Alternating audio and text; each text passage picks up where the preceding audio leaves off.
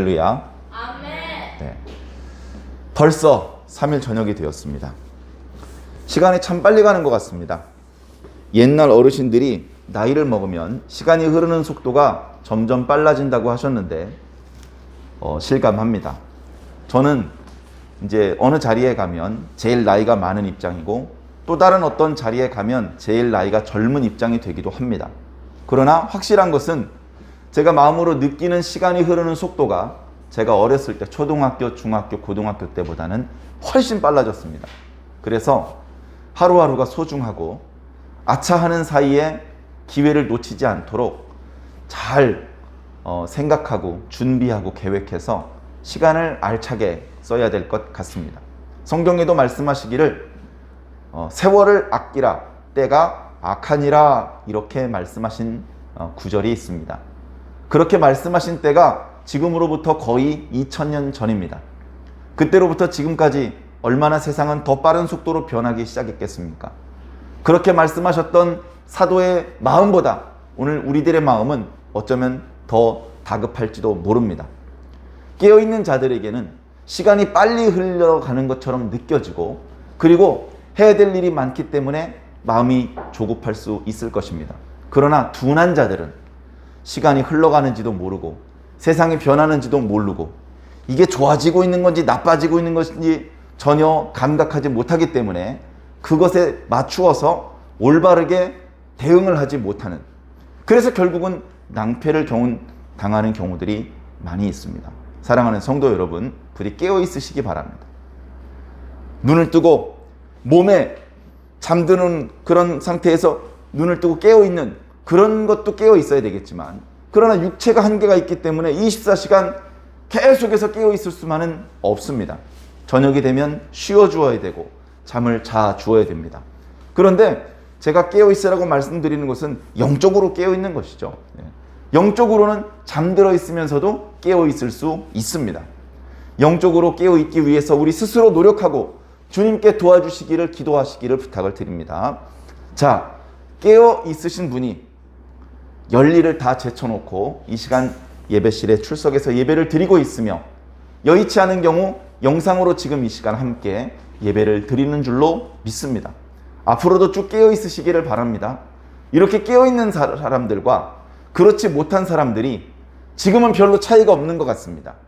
오히려 굳이 교회 출석을 하고 굳이 이 시간에 영상으로 예배에 참여하지 않고 그냥 자기 편하게 볼 일을 보고 놀고 쉬고 이렇게 하고 있다가 좀 시간적으로 여유가 생길 때 편안한 자세로 녹화된 영상을 보면 되지, 그것을 훨씬 더 지혜롭고 융통성 있는 그런 모습이라고 이렇게 생각하는 사람들도 있을 수 있습니다.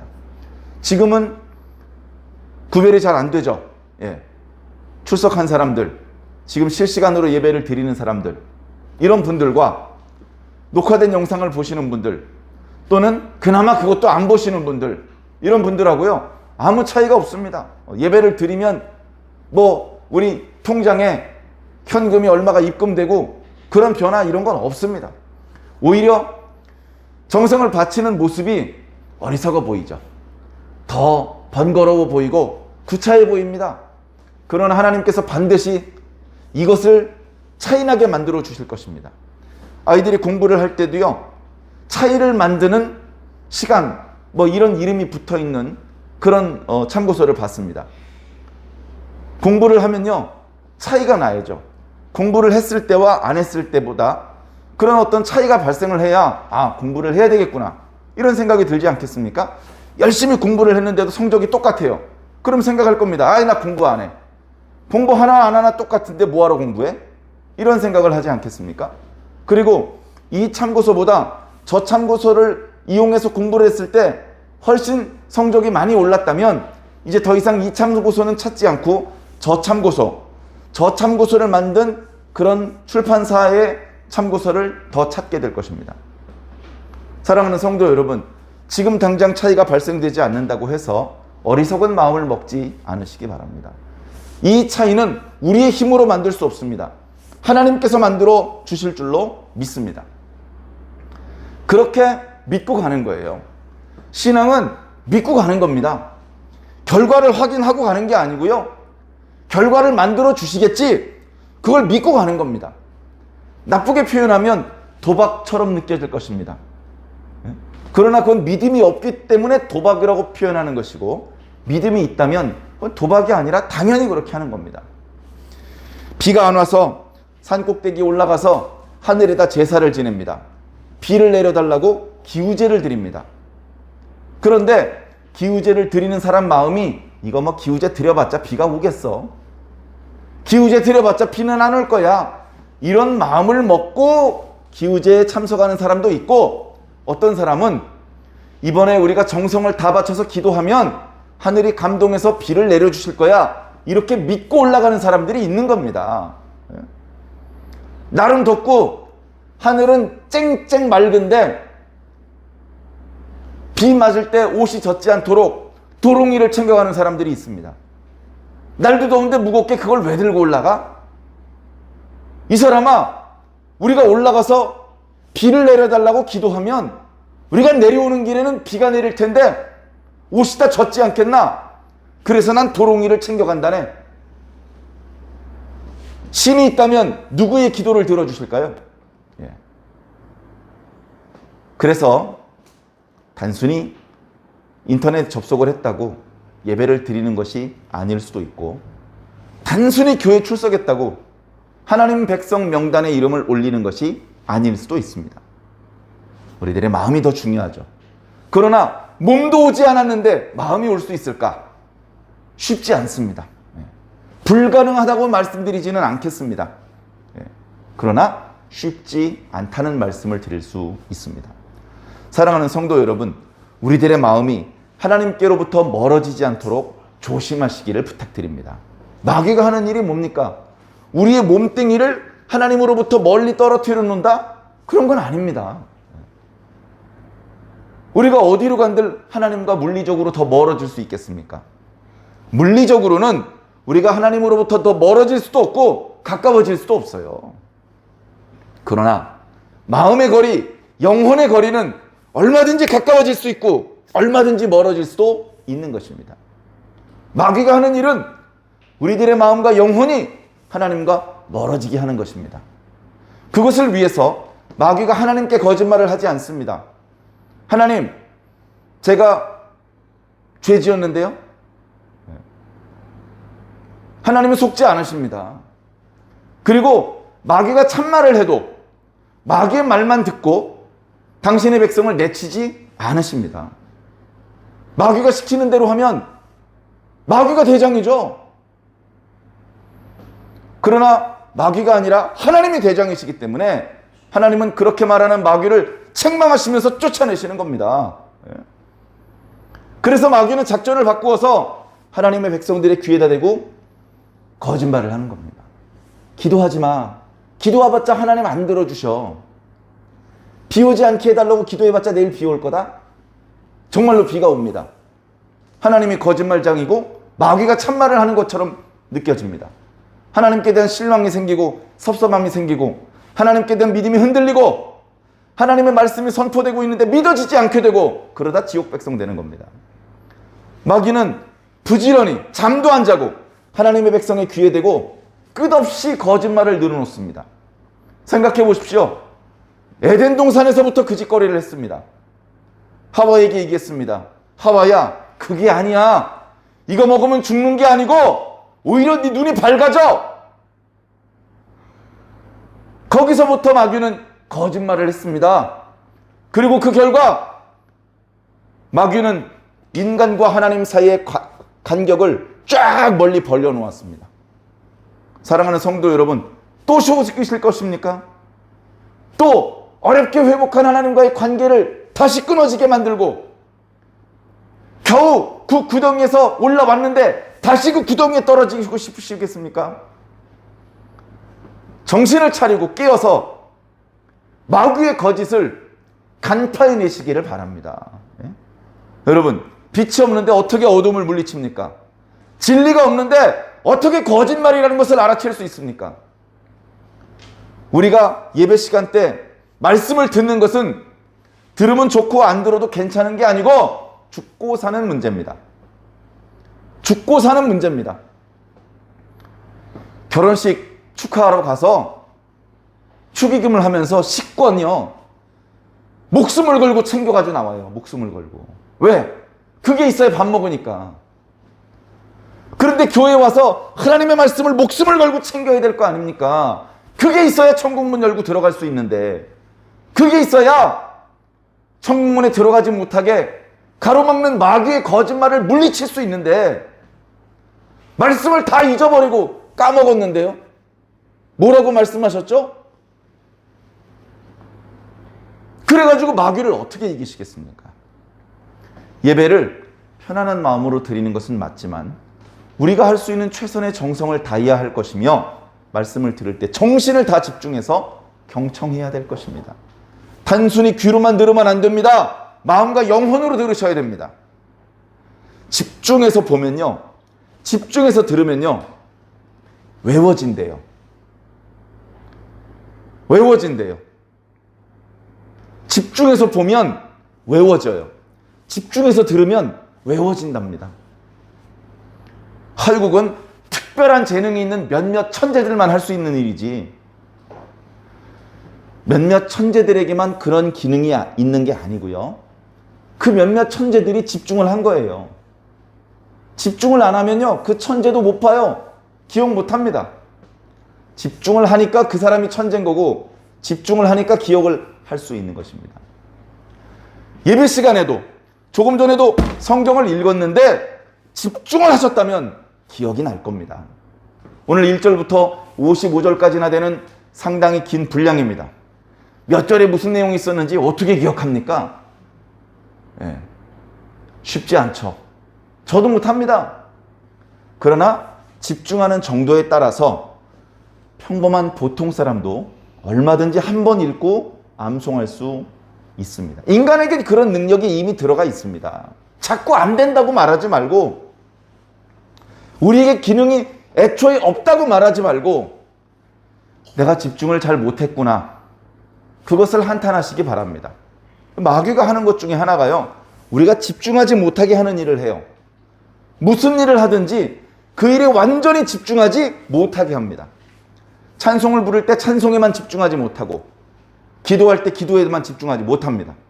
지금도 예배 시간에 말씀이 선포되고 있는데 말씀에만 집중하고 있습니까? 지금 오만 잡일을 하고 잡생각들을 하고 있지는 않습니까?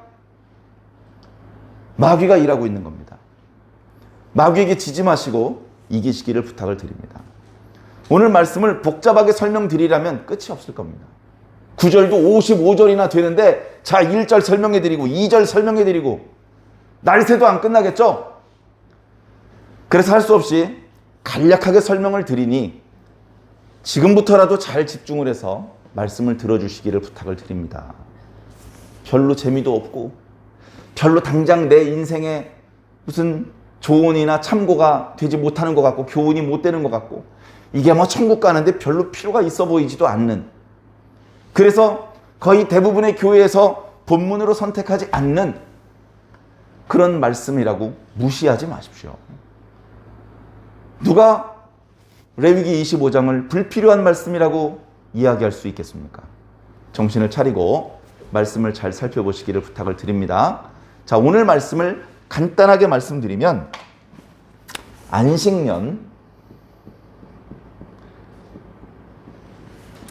안식년의 규례와 희년의 규례입니다. 안식년은 7년에 한 번씩 돌아오는 규례입니다. 자, 1년부터 7년, 6번째 해가 끝나고 7번째가 해가 돌아오면 이때가 이제 안식년인데, 안식년이 되면 두 가지를 해야 됩니다. 일단은 경작을 하면 안 돼요. 경작. 씨를 뿌리고, 그리고 내가 씨를 안 뿌렸는데도 저절로 자라나는 것을 추수하고, 이런 행동을 하면 안 됩니다.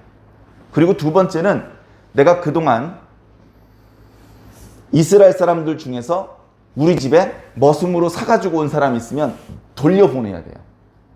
뭐 굳이 표현을 하자면 노예를 해방시켜줘야 됩니다. 더 이상 그 사람을 억지로 자기 집에 붙잡아 놓으면 안 돼요. 자기 본래 집으로 돌려보내야 돼요. 아니 그 사람이 우리 집에 잡혀올 때 빚진 게 있잖아. 그 빚을 안 갚았어도 보내줘야 돼요. 자, 안식년에도 이걸 해야 됩니다. 오늘 본문에는 이 부분은 안 나왔어요. 다른 구절에 있습니다. 자, 그래서 안식년에도 이런 일을 해야 됩니다. 정말 순종하기 어려운 법입니다. 예. 자, 그런데 경작을 안 하면 하나님의 백성이 감히 하나님께 대듭니다. 예? 경작을 하지 않으면 우리 뭐 먹고 삽니까? 예? 우리 쫄쫄 굶어 죽으란 말입니까?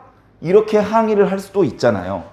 지금 하나님께서 시내산 꼭대기에서 모세를 통해서 말씀하고 계시기 때문에 하나님의 절대적인 능력 앞에 백성들이 압도되어서 고개도 못 들고 있지만, 그러나 언제든지 두려운 하나님의 위험이 떠나고 나면 모세를 향해서 손가락질하고 멱살을 잡으려고 하지 않겠습니까?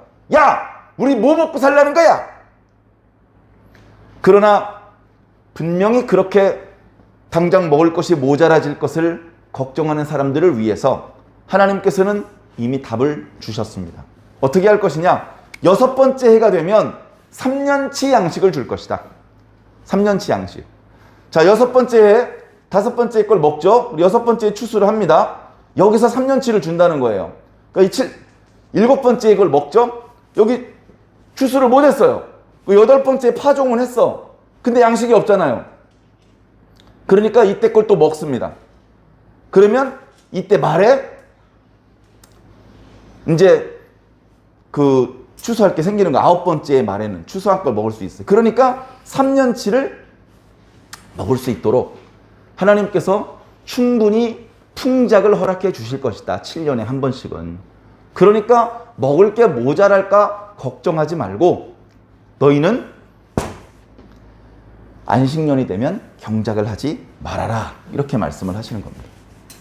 자, 희년은요, 안식일보다 더 큰, 더 강력한 하나님의 뜻이 담겨져 있는 계명입니다. 내용이 거의 똑같아요. 다른 게 있다면 더 강력하다, 더 강력한 의미가 있다, 이런 것들을 생각하시면 될 것 같습니다. 자, 희년은 이런 겁니다. 자, 이렇게 가로로 타원을 한번 그려보겠습니다. 오른쪽에 조그마한 동그라미를 안에다 한번 그려볼게요. 요게 7년입니다. 이 타원이 7년이고 오른쪽에 있는 조그만 동그라미는 안식년입니다. 이해가 되시죠? 자, 요런 게 7번이 있어요.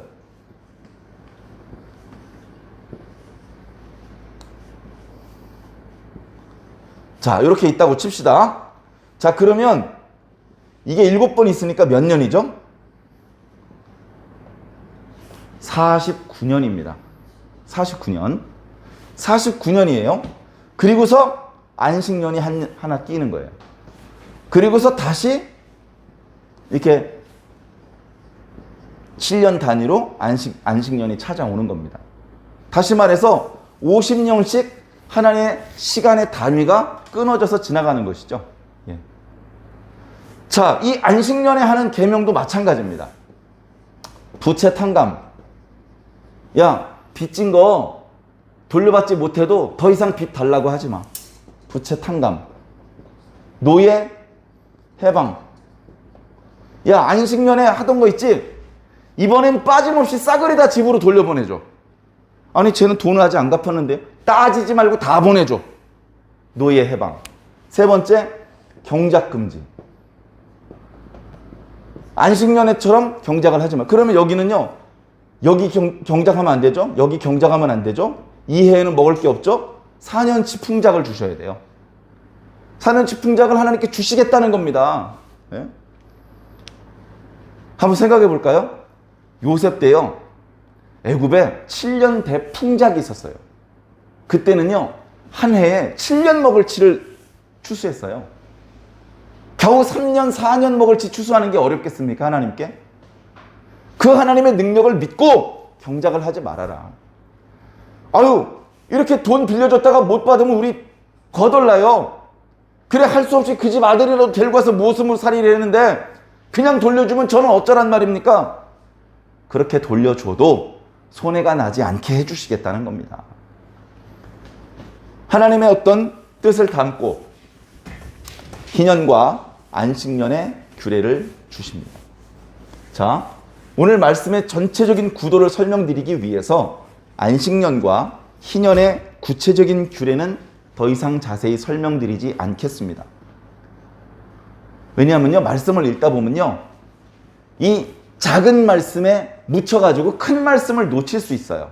다시 말해서 강론에 부딪혀서 총론을 놓칠 수가 있습니다. 그냥 예외 규정 이런 거에 발목이 잡혀서 대전제를 잃어버릴 수가 있어요. 그러면 안 되기 때문에 좀 아쉬운 부분이 있긴 있습니다만, 안식년과 희년의 규례에 대해서는 세부사항, 무슨 예외사항 이런 것들은 생략하도록 하겠습니다. 자, 이게 이제 오늘 주신 규례들입니다. 자, 오늘 말씀 레위기 25장 전체를 요약하는 말씀이 몇 절에 있느냐? 18절에 있습니다. 모두 18절을 찾아서 함께 읽도록 하겠습니다. 시작. 너희는 내 규례를 행하며 내 법도를 지켜 행하라. 내 규례를 행하며 내 법도를 지켜 행하라. 무슨 규례입니까? 안식년의 규례와 희년의 규례야. 여봐라! 너희는 내 법도를 행하고 내 규례를 행해야 된다. 이게 오늘 말씀 전체의 핵심적인 말씀입니다. 핵심적인 말씀이에요. 예? 자, 이 규례를 지키면 어떻게 되죠? 자, 이런 규례를 지키게 되면 결과 18절 뒷부분에 나타나죠. 그리하면 너희가 그 땅에 안전하게 거주하리라. 안전하게 거주하리라. 그 땅은 어디냐? 하나님께서 이미 아브라함과 이삭과 야곱에게 약속하셨던 가나안 땅입니다. 이스라엘 백성들은 가나안 땅에 대한 꿈을 품기 시작했습니다. 왜? 애굽 땅에서 우리를 인도해 내신 하나님이시라면 가나안 땅에 들어가서 살 수 있게도 해주실 수 있는 하나님이실 것이다. 그런 꿈을 가지게 됐습니다.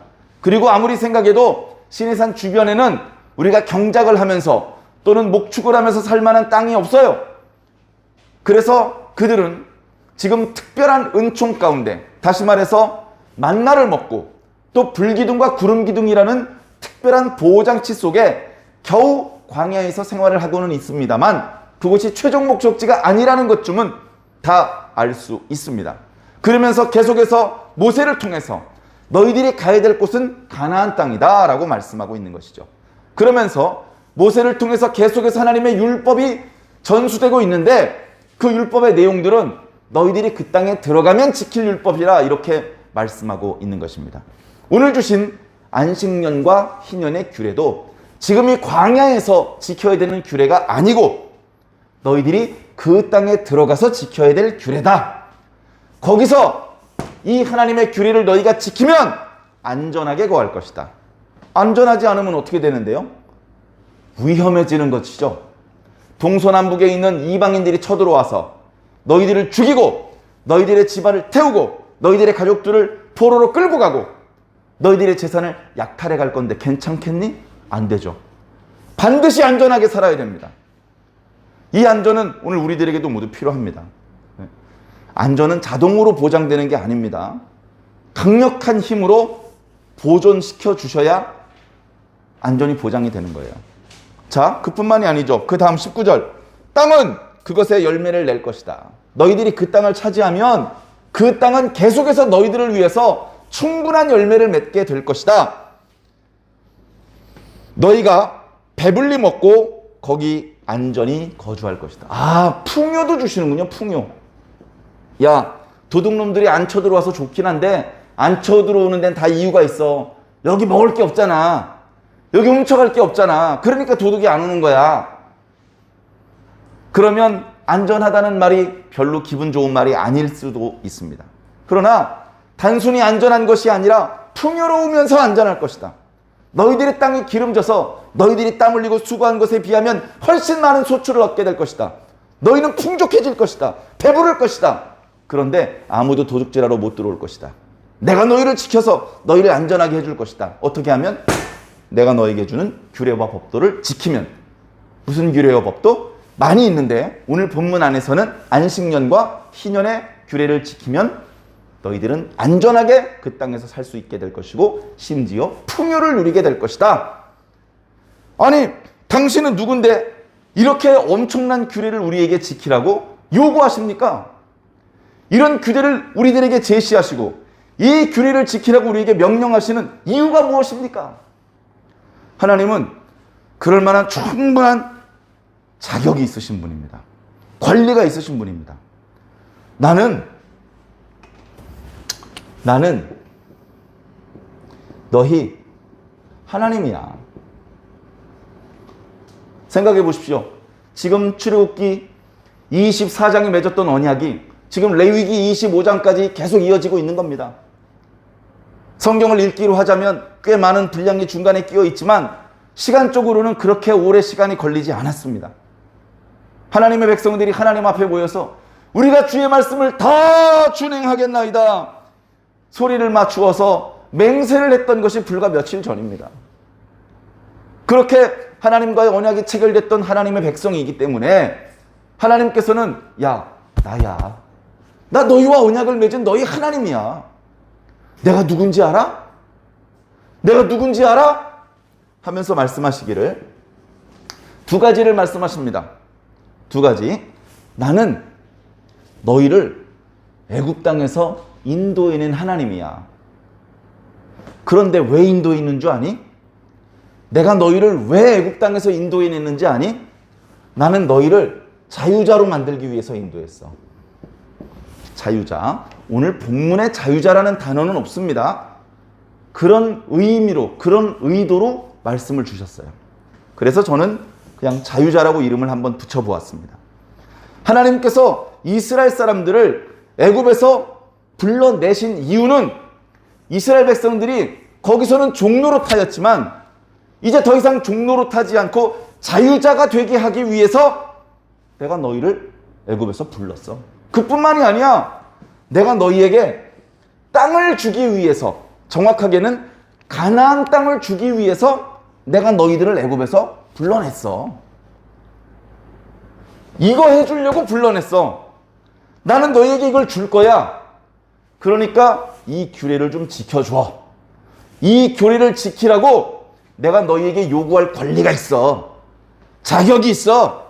이런 얘기할 만한 입장이 돼 나는. 그렇죠. 입장이 되시죠. 그래서 하나님께서는 이런 권위를 바탕으로 이런 규례를 주셨으며 지켰을 경우에는 이런 결과를 주실 것을 약속해 주시는 겁니다. 이게 오늘 말씀 전체의 커다란 골격이에요. 이게 대전제입니다. 자, 이 전제를 놔두고 이제 이 규례에 해당되는 부분을 조금 자세히 살펴보도록 하겠습니다.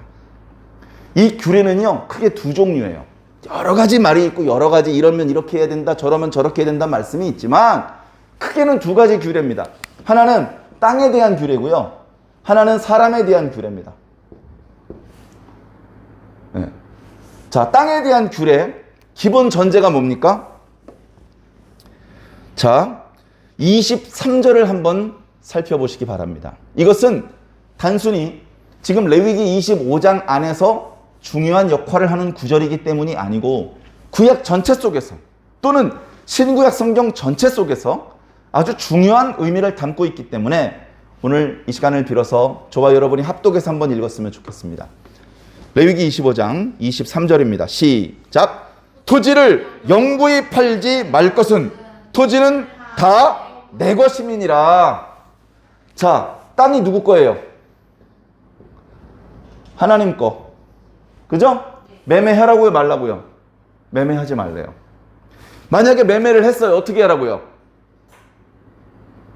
매매를 했으면 희년에는 돌려줘라, 원래 주인에게. 아니, 값을 못 받았는데요? 못 받았어도 돌려줘라. 못 받았어도 돌려줘라는 겁니다. 여러분, 이게 쉬운 말씀이 아닙니다. 예? 자, 한번 생각해 보세요. 희년입니다. 50년이 한 번씩 희년이에요. 자, 그런데 저 사람이 가지고 있는 땅이 1년에 1,000만 원씩의 돈을 벌어줘요. 50년이면 얼마의 돈을 벌어줄까요? 5억의 돈을 벌어줘요. 5억? 근데 그 땅 주인이 지금 빚에 쪼달래. 돈이 없어. 그래서 대대로 기업으로 물려받았던 이 땅을 누군가한테 팔아야 돼요. 팔아야 되는데 얼마를 받았으면 좋을까? 50년 동안에 얼마를 벌어주는 땅이라고요? 50년 동안에 5억을 벌어주는 땅을 그 사람이 팔려고 그래요.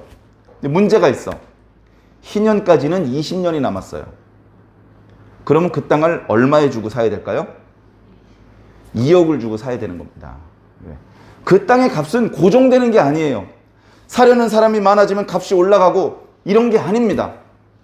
그 땅의 가격은 그날로부터 희년까지 몇 년이 남았는지가 결정을 하는 거예요. 땅의 넓이가 넓어졌다 좁아졌다는 게 아니에요.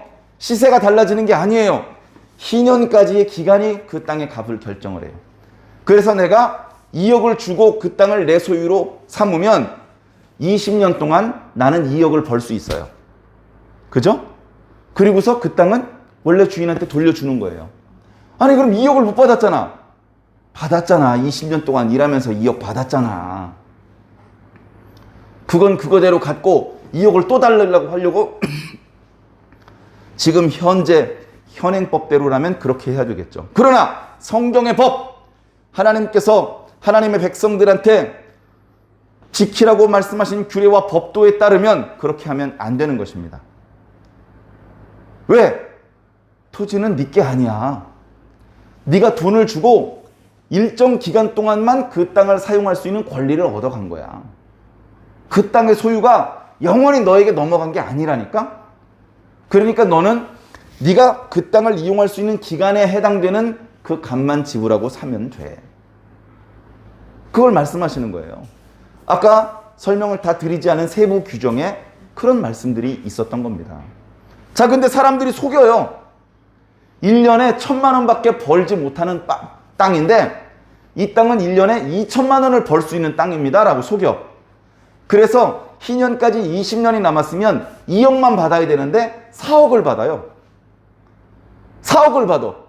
그래가지고 그 말을 믿고 4억을 주고 그 밭을 받았는데 아무리 열심히 노력을 해도 그 땅에서는 1,000만 원 이상을 못 벌어 1년에. 아이쿠야 속았네. 속여라 속이지 말라. 속이지 말라. 속이는 사람은 왜 속이게 되느냐? 하나님을 우습게 생각하니까 속이는 거예요. 이웃을 우습게 생각하는 게 아니고요. 하나님을 우습게 생각하기 때문에 속이는 겁니다. 17절 말씀을 한번 읽어볼래요? 너희 각 사람은 자기 이웃을 속이지 말고 네 하나님을 경외 안 하니까 속이는 겁니다. 하나님을 경외하는데 어떻게 속여요? 이 규례를 지키려면 하나님의 백성들에게 하나님을 경외하는 마음이 있어야 돼요. 하나님은 내가 이렇게 정직하게 일을 한다면 하나님께서 보상해 주실 거야. 내가 안식년과 희년에 경작을 하지 않더라도 하나님께서 풍작을 해 주실 거야. 하나님께서 내가 억울해지지 않게, 내가 손해보지 않게 보상해 주실 거야. 내가 이 일로 부당한 이득을 취할 필요는 없어. 손해만 보지 않으면 돼. 그리고 지금 저 어려움을 당하는 저 형제가 콱 꼬꾸라져서 죽는 것은 내가 바라는 것도 아니고 하나님께서 기뻐하시는 일도 아니야. 그러나 내가 잠깐 융통을 해서 그 사람이 재기할 수 있는 기회를 주고 그 사람이 다시 재기할 수 있다면 이것이야말로 하나님의 의가 드러나는 것이 아니겠나. 이것에 대한 깨달음이 있어야 돼요. 그게 하나님을 경외하는 겁니다. 하나님을 경외하기 때문에 속이지 않아요. 정직하게 값을 치르고 되돌려 주는 겁니다. 자, 두 번째, 사람에 대한 규례입니다. 사람. 이스라엘 사람은 누구 거냐고요? 이스라엘 사람이 누구 거냐고. 그걸 분명히 해야 돼요. 이스라엘 사람은 하나님 겁니다. 이스라엘 사람은 하나님 거예요. 이스라엘 사람들은 내 종이고 나의 품꾼이다. 네 품꾼이 아니고 내 품꾼이야. 야 인마! 너 내 품꾼한테 함부로 하지 마. 얘는 내 품꾼이야. 하나님 거기 때문에 네가 함부로 하지 말라는 겁니다. 저 녀석이 돈이 궁하다 보니까 자기 몸을 저에게 노예로 팔았는데요. 그래서 제가 돈을 주고 데리고 와서 내가 노예처럼 부리고 있는데요. 마! 암만 그래도 너무 엄하게 일 시키지 마. 얘는 그래도 내 품꾼이야. 내 거야, 내 거. 내 거니까. 이스라엘 백성들이 그렇게 한시적으로 종이 되었다면 너는 그를 노예처럼 생각하지 말고 형제처럼 생각해라, 형제. 너무 엄하게 부리지 말아라. 기간이 되면 돌려보내줘라. 왜냐? 걔는 내 거야. 나는 걔를 자유자가 되게 하려고 불렀어. 그런데 네가 노예를 사면 노예가 그렇게 필요하면 이방인 중에서 사다 써. 이방인의 노예는 엄하게 부려도 되고 자손들한테 세습을 해줘도 돼. 그러나 내 거는 네가 또 다른 사람한테 되팔거나 엄하게 부리거나 자손에게 세습을 하거나 기한이 됐는데도 집에 못 돌려보내거나 그러면 안 돼. 절대 그러면 안 돼. 43절인가요? 43절을 다 같이 소리내서 읽어보도록 하겠습니다. 너는 그를 엄하게 부리지 말고 네 하나님 경외하라. 왜 동족 이스라엘 백성들을 엄하게 부립니까? 하나님을 경외하지 않기 때문에 그래요. 하나님을 경외하는데 어떻게 자기 동족을 함부로 부립니까? 하나님께서는 그 사람을 자유자가 되게 만들려고 애굽에서 불러내셨는데 겨우 불러냈더니 네가 또 노예를 만들어? 감히 그렇게 할 수 없는 것이죠. 그래서요, 우리는 하나님을 경외하는 자가 되어야 됩니다. 다 필요 없어요. 하나님을 경외하는 자가 먼저 돼야 돼요. 그래야 안식년과 희년에 딸려있는 여러 세세한 규정들을 다 지킬 수 있는 겁니다. 이렇게 하면 내가 조금 더 이득을 취득할 수 있는데, 근데 그 작은 이윤 때문에 하나님과의 관계를 깨트린다면 바보 멍청이죠. 나는 좀 손해를 보더라도 하나님을 경외하는 방법을 선택하기로 했어. 이렇게 선택하는 사람이 많아져야 그 사람들이 하나님의 백성이고 그 사람들이 주변 사람들한테 하나님을 드러내 보여주는 사람이 되는 겁니다.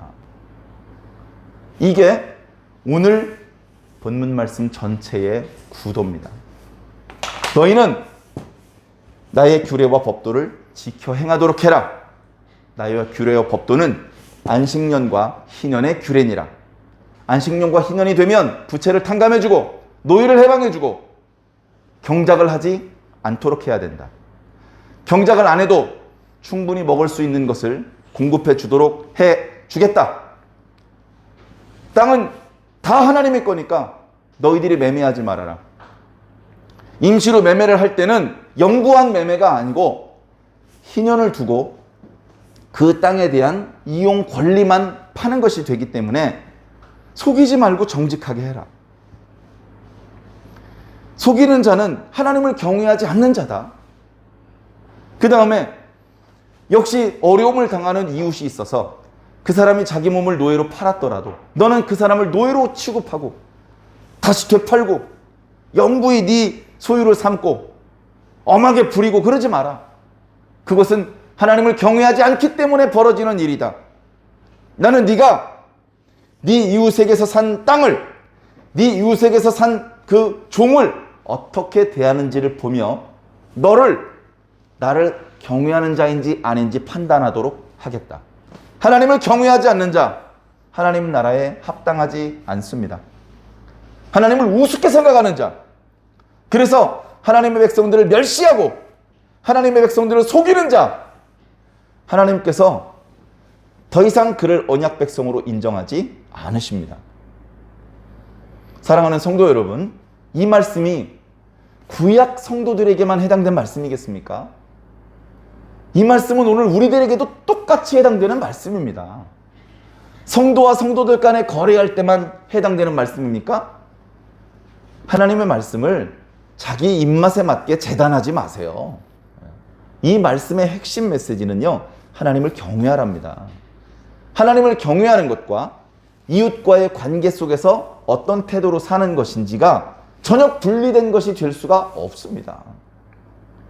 하나님을 경외하는 자는 이웃을 대할 때도 신의 있게 대할 수밖에 없습니다. 내가 하나님은 진짜 경외하는데 저놈은 좀 속여 먹어야 되겠어. 이건 앞뒤가 안 맞는 겁니다. 이웃들을 멸시하고 이웃들을 거짓되이 대접하는 사람은 하나님을 경외하지 않는 사람입니다. 자, 그렇다면 오늘날 저와 여러분들은 하나님을 온전히 경외하고 있습니까? 눈에 잘 안 보이죠? 자기 자신에게는 너그럽고 다른 사람에게는 엄한 잣대를 들이대는 것이 간사한 인간의 모습인데, 이 시간 우리는 그렇게 하지 말고 우리 자신을 좀 더 하나님의 말씀에 비추어 엄밀하게 살펴보시기를 부탁드립니다. 그래서 하나님께서 보실 때 우리끼리 박수 쳐주고 우리는 다 잘하고 있어 하면 뭐합니까? 하나님이 틀렸다고 하시는 순간 다 끝입니다. 하나님께서 보실 때 야, 너는 정말로 나를 경외하는 자구나, 이렇게 인정받을 수 있는 자가 되기 위해서 우리는 좀 더 분발해야 될 필요가 있습니다. 오늘날은 이런 안식년과 희년의 규례를 더 이상 지키라고 요구하지 않습니다. 이 규례는 실질적으로도 구약의 이스라엘 백성들도 거의 지키지 않았던 말씀입니다. 그러면서 이 말씀은 실질적으로 지키라고 주신 말씀이 아니고 상징적인 의미가 있는 말씀일 뿐이다, 이렇게 해석을 하려는 경향마저 생겨나게 되었습니다. 그렇죠. 결국 이 말씀은 우리 인간의 의지와 노력으로 합의로 만들 수 있는 그런 규례는 아닌 것 같습니다. 이 말씀은 예수 그리스도께서 다시 오시고 하나님의 나라가 온전히 회복되었을 때 그곳에서 영원한 희년이 계속되는 그런 영광의 나라가 펼쳐지는 방법으로 성취될 것 같습니다.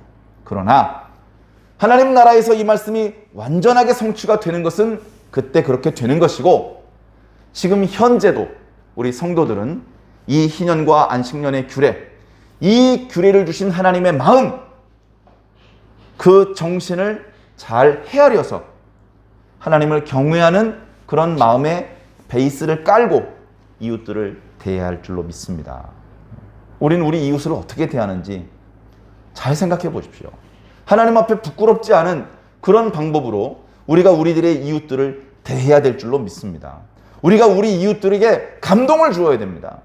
우리가 우리의 이웃들에게 안심을 시켜주어야 됩니다. 저 사람 너무 까칠한 사람이면 어떡하지? 근데 가까이서 보니까 이 사람 하나님을 경외하는 사람이네.